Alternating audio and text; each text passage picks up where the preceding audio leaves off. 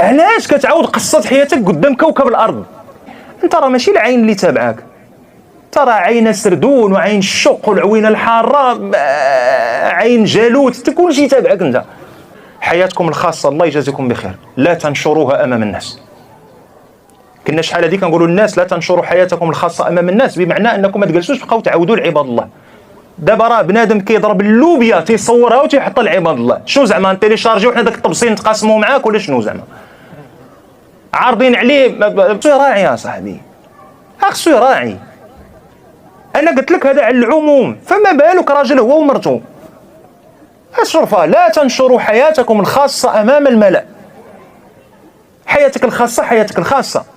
الحياه العامه ديالك ممكن اذا كانت عندك واحد الحياه عامه كتحتاج انك تنشر فيها شي حوايج، الله اعلم، ربما بحالنا حنا مثلا تبتلينا في هذا الشيء ديال الدعوه الى الله، راه ضروري مثلا هذا الخير هذا كتنشروا ليصل الى الناس.